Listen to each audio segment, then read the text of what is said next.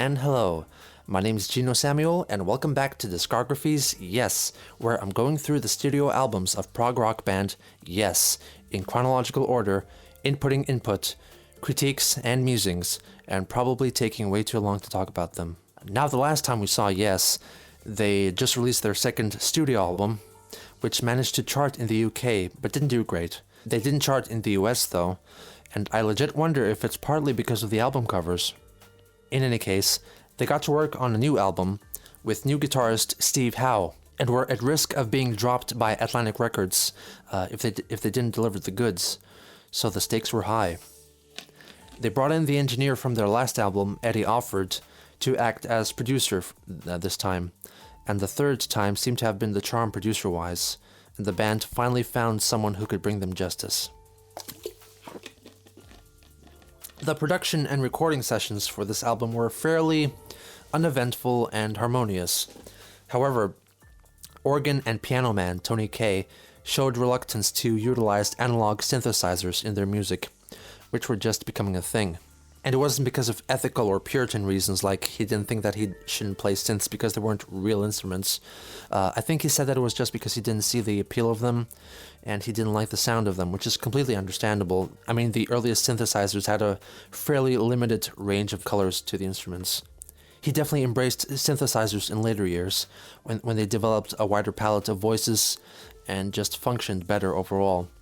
And he also stated that he felt that his style of playing clashed with that of Howe, who was a more virtuosic player who enjoyed dabbling in many types of styles.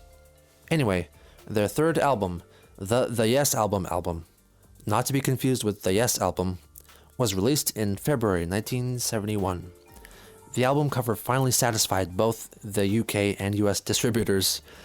Interesting story about the album cover photo. The band were in a car crash on their way back from a gig one night. They were mostly unscathed, but suffered from shock, and Tony Kaye broke his foot, so he had to get a hard cast on. The following day, they had a photo shoot planned for the cover with photographer Phil Franks, but after they got out of the hospital, he didn't have enough time in the studio with them, so he got all of the band together over to his apartment, pulled the styrofoam mannequin head out of the bin, and took the picture. And I suppose after the previous day's events, they don't seem too amused, and it's understandable. So what are the contents of the album, and does it build on their previous efforts, and was sacking Peter Banks the right thing to do? Well, let's see. First track, Yours Is No Disgrace. Goddamn, it's good. It opens with this Western-like motif and rhythm, and pretty much every member gave a conflicting story about what inspired it. Bill Bruford stated that it was based on the theme of the TV Western show, Bonanza, and I know what that sounds like, and this sounds nothing like Bonanza, and if anything, it sounds like the beginning of the Magnificent Seven theme. Bum bum ba-dum, ba-da-ba-da-ba-dum. But it appears that it's actually an adaptation of the theme music of Gideon's Way, a British crime TV series. It's a great rhythm that deceptively starts on the upbeat to the second beat of the measure, where it feels like it starts on the upbeat to the first beat. I'll show you. This is the way it feels like it should be. 1, 2, 3, 4, bum ba dum bum bum ba dum bum bum ba dum bum bum bum. But this is what it actually is. 1, 2, 3, 4, 1 bum ba dum bum 1 bum ba dum bum 1 bum ba dum bum bum bum. And because the drums play the rhythm as well together with the guitar and bass, you can't tell where the beat is until the organ comes in with its strong booming sustained chords on the first beat. And Chris Squire, of course, brings the goods, creates inversions to the chords and makes them more interesting to listen to. When the drums really kick in and introduce the beat, you can actually hear a synth playing the melody. And according to the liner notes, I think Tony Kaye is credited as playing the Moog, which is surprising. I guess he conceded a bit and played a few lines on it in this song and a couple of more later on. But he definitely didn't play it live. And from what I've seen, when this lineup plays this song live, John Anderson plays the melody on a Dutron bass pedal synth, but he played it with his hands, looking like a baby playing piano with each key as big as his whole hand. It's kind of bizarre. Steve Howe really comes through in the intro with his soft and precise arpeggiated riffs and runs up and down. His main guitar of choice is a Gibson ES-175. It's a hollow body, semi-acoustic guitar, which continues the jazz influences established by the original lineup of the band. Taking a step back and absorbing it all, it finally feels right. This is where the band should live. Like pieces are falling into place finally. The vocals come in, full 3-part harmony, with Howe taking over Banks's backing vocal duties, and it has to be said that Howe is quite lacking in the singing department. Squire, on the other hand, gets better as the years progress, and that's an issue I find with Yes, because they had these big ideas of singing in powerful harmonies, which were executed, definitely, but they could have been better given better backing singers. This is in G Fuel. I can't imagine the band having, ideally, the capabilities of a group like Kansas, and if you listen to the intro of Carry On My Wayward Son, and the powerful a cappella rendition of the chorus there, that's the kind of force that Yes needed, I think. The lyrics now exhibit the classic Yes trait of not making any sense at face value. Anderson now is embracing his technique of picking out words and phrases for their sound, more so than any meaning that is attached to them. But that doesn't mean that they are purely nonsensical and meaningless. The ambiguity and randomness of what he sings about lets your own mind wander. There's a lot of references to war in this one. Armies gather near, crawling out of dirty holes, their morals disappear. These kind of unsettling images are juxtaposed with words of hope, you might say. Yesterday, a morning came, a smile upon your face. Caesar's palace, morning glory, silly human race. How do these lines connect to each other? It ultimately shouldn't concern you unless you want it to. And it really helps if you think of the singing as if it was another instrument playing the melody, rather than a messenger trying to teach you a moral or tell you a story. Musically, the verses are solid, tight, they keep you going, and you want to sing along even if you might as well be singing gibberish. Like many tracks before it, this one too features drastic mood changes from the upbeat verses to the low-key stripped-down sections. It also includes a linking section that you might argue is funk. It's Howe playing this riff that would perfectly fit into an average white band cut, enhanced by a wah pedal, and the panning on the guitar gets wild. Even though there was similar panning in the previous album, it was recklessly overdone without taste there. Here, it perfectly complements the wah-wah of his phrasing, and the panning goes left to right and back, but not too fast though. I'd imagine if you were listening to the Dolby Surround release of this album, that guitar line would be spinning around the room around you. Really cool, really cool. Also during this bit, you can hear someone yell out, "Woo!" in the back. A bit later, Howe tries to do a new thing. He plays a little motif on acoustic guitar, instead of electric, to switch things up a bit and be different, but in this case it just doesn't do it for me. It's a little jarring, and it feels like it should be a change of pace, that things should slow down and take it easy, but nothing apart from the guitar changes. There's plenty of odd time signatures in here that don't stick around for a while. The ending is kind of lacking though.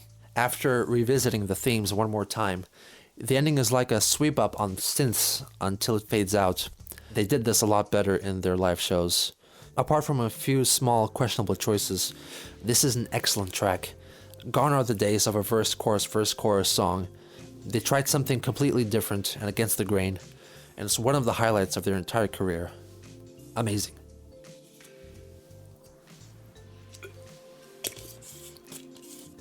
Nice coffee. It's followed by a solo acoustic guitar piece by Steve Howe.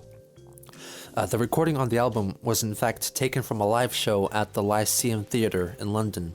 It's a piece which he wrote to celebrate the birth of his son Dylan, so it's quite unfortunate that it's called The Clap, which, in case you don't know, is a euphemism for a sexually transmitted disease. Maybe the clap wasn't a widely used term back in the day when it was recorded, so it was okay back then, but in later recordings and live shows, the track is listed simply as clap. Because, you know, the last thing you want for your audience to think when you're expressing your joy for your child is that you're paying tribute to gonorrhea. It's an incredibly difficult piece of music to play, heavily inspired by Chet Atkins' style of playing. This really lets Howe show off his virtuosity and flex different styles of playing. You really have to see him perform it to really appreciate that he's playing the bass line, the backing chords, and melody all at the same time. It helps that he has really long fingers.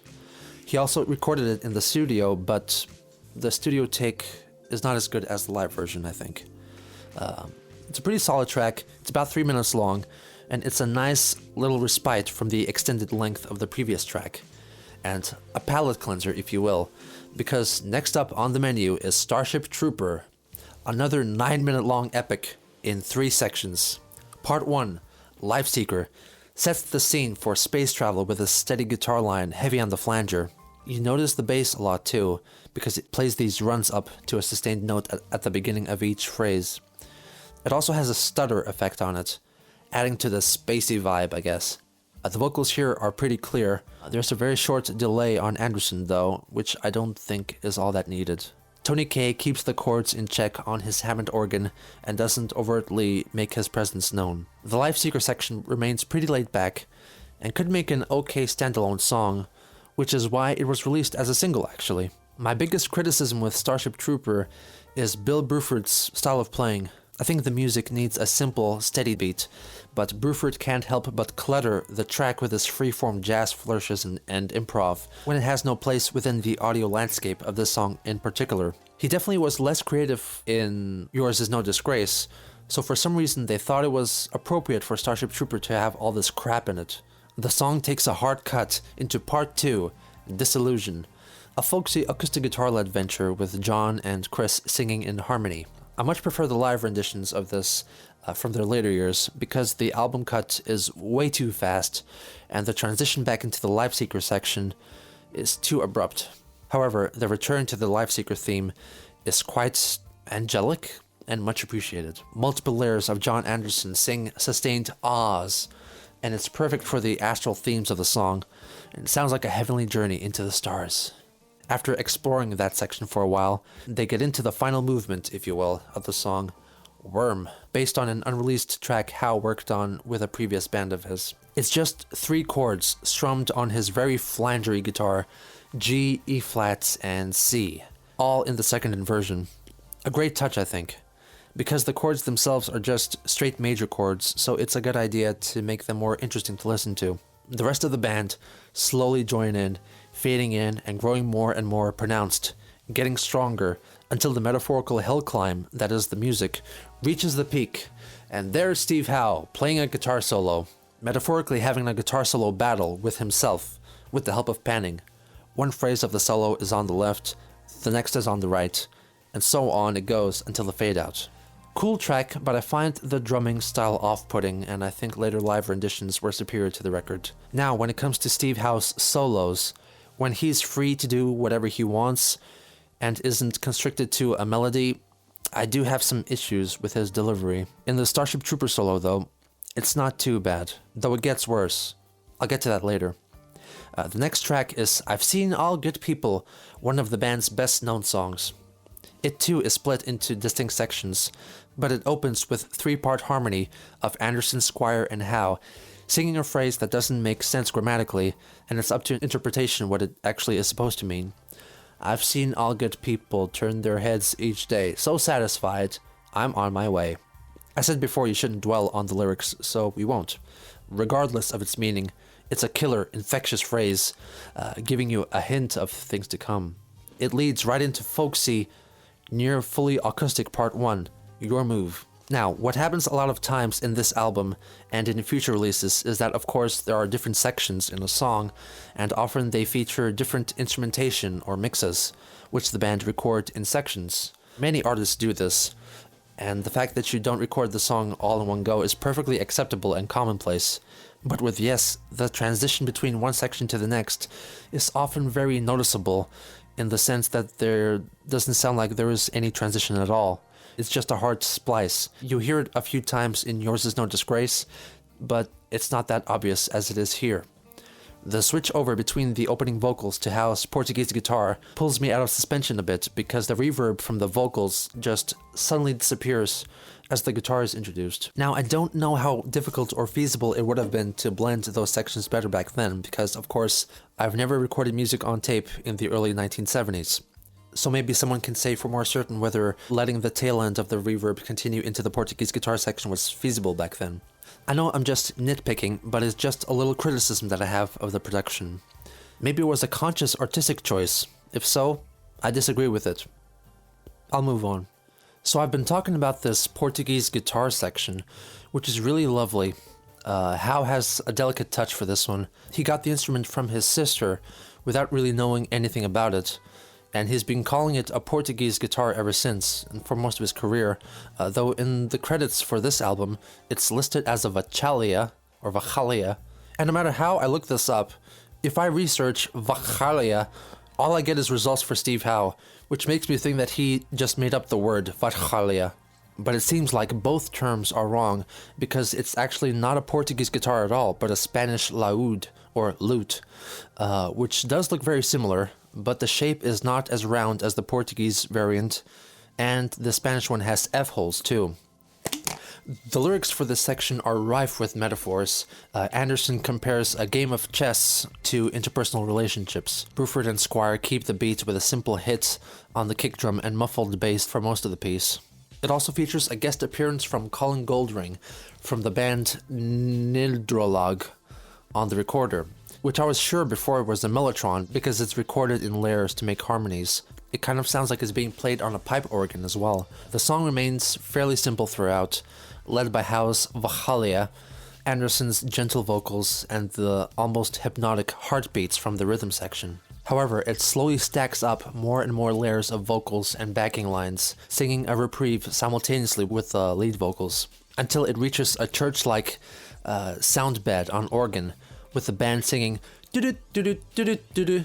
In the back, you can faintly hear Yes singing the chorus from John Lennon's song Give Peace a Chance. They really love injecting compositions from others into their own music. Then it epically builds up and up until the sustained note held by all stops, and reverb satisfyingly fades out completely. And we're right into the second part of the song, All Good People, a 6/8 dance number that has a country rock feel, and I genuinely feel that Steve Howe missed his calling as a country bluegrass guitarist because it's during these style fusion sections where he really sounds on the ball. I would have loved a guitar battle between Steve Howe and Glenn Campbell. The repeating riff is practically a blues riff, but whereas you flatten a third to make a riff bluesy, these blues riffs get their flattened thirds unflattened. And now it sounds happy, and makes you want to twist the night away. I love that the riff is played in two-part harmony as well, between the bass and guitar. A lesser band would have had both players do the same thing. But no, not yes. Here we see the return of the opening vocal line, I've seen All Good People, yada yada.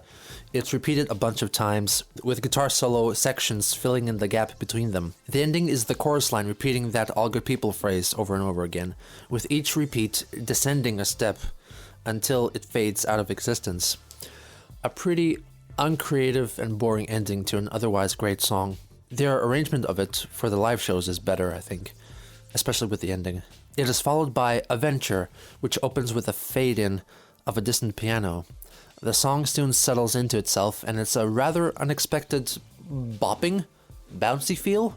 Squire's bass punches through the arrangement, playing an uncharacteristically simple pattern.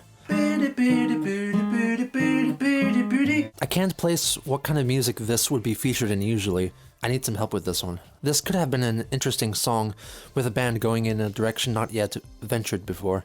However, the verses are legitimately one chord, and it gets really boring and monotonous quickly. And a more varied chord progression would have suited Squire's bass line well, and it could have developed even further using that same pattern. It would have been kind of cool. Then there's this hideaway bit where the band changes the rhythm pattern and slows it down as Anderson sings Hideaway. Meanwhile, Steve Howe plays this finger-picked ascending sequence that totally does not belong there. I get it that he's trying to make it more interesting to listen to, but to me it just sounds like he's playing a different song entirely. It just doesn't gel with the rest of the band. It's like if you're having a conversation with your friend on the bus, and there's some crazy person mumbling to themselves right next to you, and you're still focused on talking with your friend, but you can't help but notice the low mumbling coming from your left. Quite appropriately, this guitar line is only coming from the left channel. Edging closer to the end of the track, I get the impression that they didn't expect to be recording such a long take, and they reached a point where they thought that they would stop, but they didn't. Like, everyone takes a turn to lose their place and drop the groove, like, okay. Okay, we're still playing? Oh, damn, okay. During this brief mess-up, Kay delivers a decent jazz-inspired solo even, which continues into the fade-out. At the very tail end of the fade-out, though, Howe shows up with this really fuzzy, psychedelic guitar solo that you can barely hear before the song ends. Had the song been a minute or so longer, that solo may have saved the song. It had this initially interesting idea that didn't develop into anything of worth, and almost sounds like an unfinished work. Leaving the venture behind us, we get to the sixth and last song on the album, Perpetual Change, the lyrics of which were inspired by Anderson's view of the countryside from a cottage he stayed at. It blasts into existence with these commanding chords, played by guitar and organ, an interesting rhythm in 5/4 time.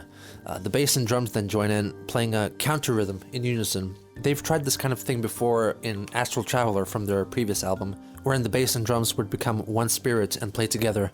It's not necessarily a unique thing. I mean, bass and drums go hand in hand in the vast majority of rock band ensemble compositions, but yes, add on to that concept by utilizing more than just the kick drum to give extra oomph to the bass line. Bruford also gives his snare and toms a workout too, and they really complement Chris's bright picking style.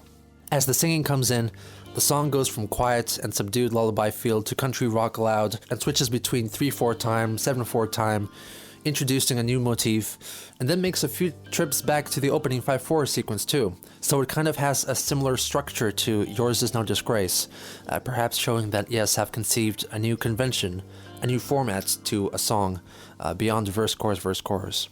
Tony Kaye gives his organ some time to cool off, and tinkles his ivories for the majority of this track. Then we get to a guitar solo, which I must say, doesn't really do it for me this time. And this is a personal opinion on Howe's playing style, and you're free to disagree.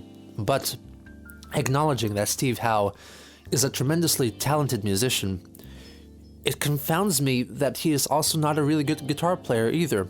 And I didn't know that was even possible until I heard Steve Howe. And this is more of a comment about his solos rather than his ability to play chords and riffs, which obviously he can do no problem, and it's fine. When he does solos in a more rock style, specifically, like here, often he doesn't give any regard to the tempo. Thematically, his phrases feel like sound clips taken from this great big guitar solo Freakout and stuck together to make a more condensed version. Back in my earliest days of making music, I used guitar loops and samples because I didn't have a guitar of my own, and I would Frankenstein together a crazy guitar solo from all these different sample sets recorded at different times, sessions, maybe even by different musicians too, and the guitar tones would be different slightly, and the guitars could be different too. Howe's guitar solos remind me of that, but as opposed to what I did, this is a real person playing a guitar solo meant for this one particular song. How do you make it sound so disjointed and as if it was pulled from some other track? He's got no flow. I sound like a rap reviewer now. He's got zero flow. His rhymes are hot garbage. Basically, my point is, he gets very high marks on technical competence and low marks on style. I don't think I've ever seen anyone criticize Steve Howe's playing style before. Everyone seems to think that he's the hottest bread since sliced shit, and I cannot be the only one who has issues with it, right? Please raise your hand. I know you're out there somewhere. Anyway, finally getting back to the freaking song. Near the end, there is a fantastic example of studio magic. The band plays this repeated fast 7/8 motif, which travels in your sonic landscape from the center to the left very slowly. This is panning at its finest, and as it reaches its destination and settles into your left ear, The 7/4 time riff slash motif from before enters into your right ear. So you have this polyrhythm going on, sort of, and it's quite a sound to behold. They're theoretically held together by a guitar solo in the center before they all come together and John Anderson makes a triumphant return on vocals. And it's a pretty powerful moment, though the arrangement here is a bit lacking. It's too sparse, and considering that they're getting close to the ending of the album, it should be more full. Maybe just organ holding chords during this section would have sufficed fine. The song concludes with a new 3/4 outro section consisting of heavenly ahs, leading you into the fade out. Personally, it could have been bigger, more profound. There are some intermittent appearances of solo guitar which are largely inoffensive. It's an okay track overall.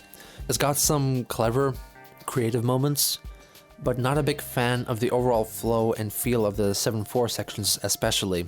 The music sounds nasal somehow, maybe because of the guitar tone. So that's the Yes album. When the album was released, there happened to be a postal strike in the country, which prevented most record stores from delivering their record sales. Only a few retailers in London could report back their sales to whatever body that made up the music charts. And a lot of the established Yes fans just happened to be consumers of these particular record stores in London, meaning that the Yes album charted crazy high based on the sales of a really small sample size. So by the time the strike ended, people were already aware of the album and buying it because of the apparent chart success that it had during the strike. So this was their commercial breakthrough album, and its success allowed them to tour in the United States for the first time and expand their audience. Now, the highlights of the album are compositions like Yours Is No Disgrace, I've Seen All Good People, and a lot of Starship Trooper. And that's the turning point with this album, because slowly their songs were turning into compositions, trying out these new concepts that worked a lot of the time, not all of the time. I do think that Adventure is pretty weak, and Perpetual Change is half great, but half mediocre as well. Production is their best so far. So taking all that into account, I'm gonna give the Yes album a solid 7.3 out of 10. A couple of their best ever tracks are on this album, in fact, so it has a special place in Yes history, I think. During rehearsals for their follow-up album, Tony Kaye left the group after reaching what seemed to be a mutual understanding. The band was going in a direction that didn't have a place in Kaye's heart, and they knew full well that he was not what they needed anymore. So how did they carry on? Tune in next Monday when I'll be exploring the 4th studio offering from the band, Fragile. Like and subscribe if you're interested in more music, more original music, or music reviews. Special thanks to my patrons, and if you're interested in contributing, there's links to my Patreon and original music in the description down below. Thanks again, and see you around.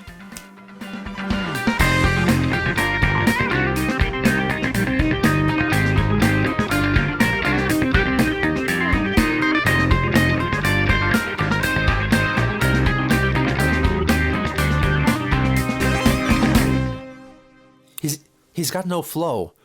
I sound like a rap. He's got no flow. I sound like a rap reviewer now. He's got zero flow. His rhymes is hot garbage. He's got no flow. I sound like a rap reviewer now. He's got zero flow. His rhymes are hot garbage. He's got no flow. I sound like a rap reviewer now. He's got zero flow. His rhymes are hot garbage. He's got no flow. I sound like a rap reviewer now. He's got zero flow. His rhymes are hot garbage.